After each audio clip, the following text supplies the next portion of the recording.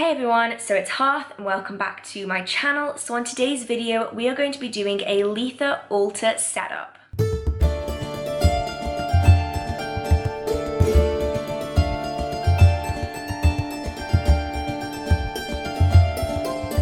So if you've been on my channel for a while, you will know that most of my Sabbat altar videos are time-lapse. This one is no exception, and I've added in some of my favourite music at the moment over the top so you can enjoy the setup of the altar. I do also go into a little bit about why I chose the items that I did, so feel free to stick around till the end of the video to see that section. So I hope you guys enjoy this altar. It is currently set up next to me and it is so sentimental to me. I don't know why this altar is just so much more sentimental than any of the others. So it might be different from all of my other altars, but it's probably my favourite for sentimental reasons. So I hope you guys enjoy this video and I am going to ease you into a time lapse. So I will see you after the altar is all set up.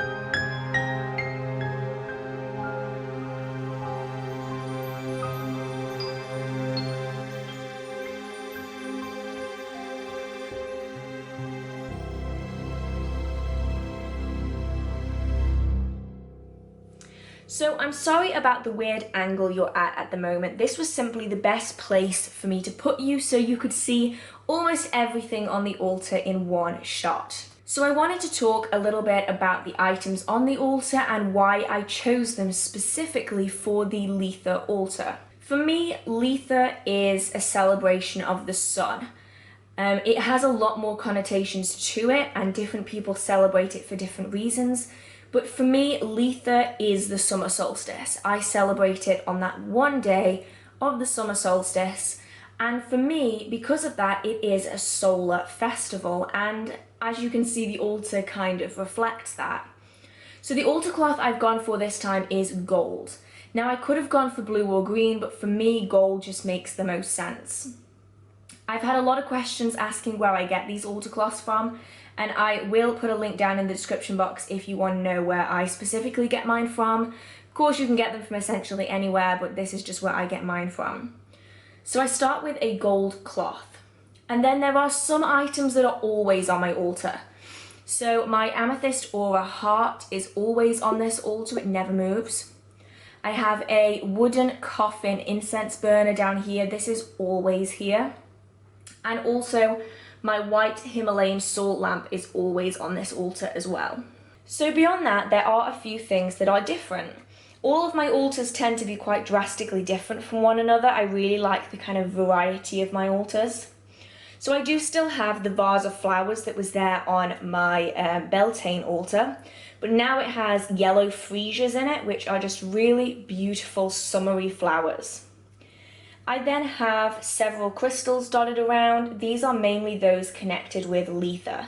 So I've got some carnelian, I've got a lot of tiger eye, I've got some pyrite, some citrine.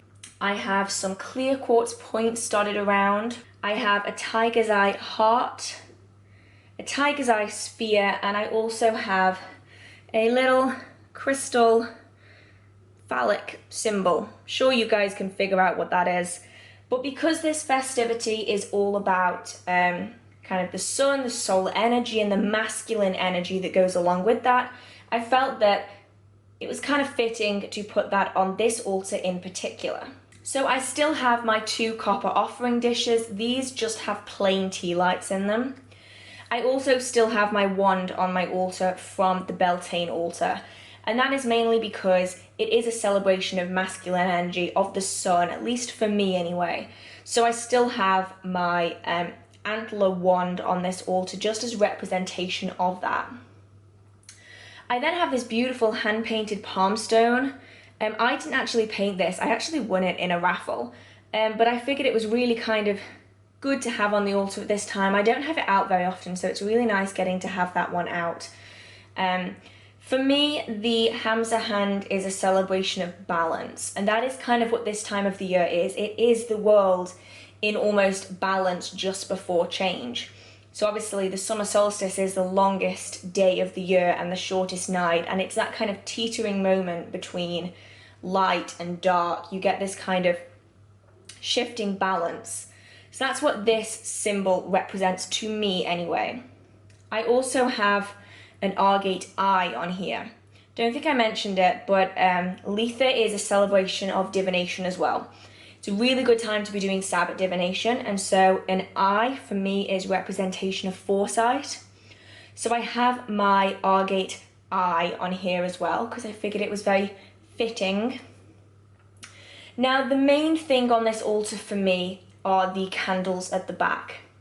These candles are not something I would ever actually light. These are the first ever candles I ever got for my magical workings.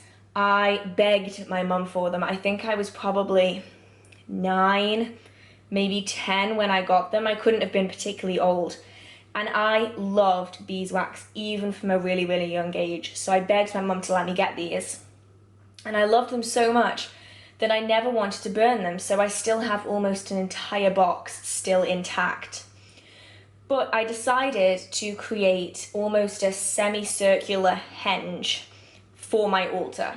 So in this country, a lot of people will celebrate at Stonehenge on the summer solstice and around Litha.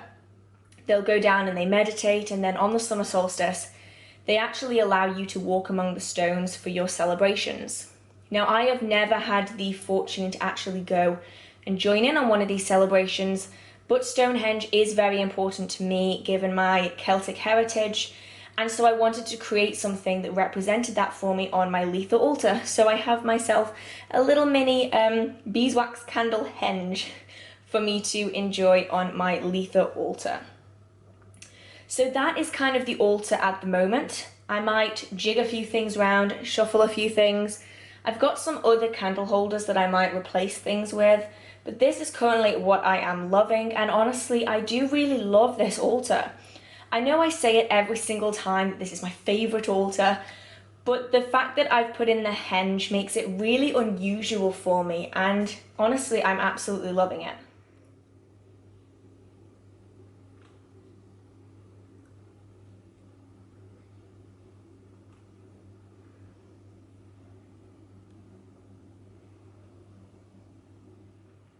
So that was my Litha altar setup. Even if this might not be my most aesthetically pleasing altar, it is definitely the most sentimental altar that I have ever done. So it really means a lot to me because of that. I hope you guys enjoyed watching me set it up. If you did, feel free to give it a like. It really means so much to me. If you have any comments, questions, concerns, video ideas, or just want to chit chat with the community down in the comment section, feel free to post a comment. And if you enjoy the magical content on this channel, in this video, feel free to hit subscribe. I post new magical content every Wednesday and every Saturday at 6 p.m.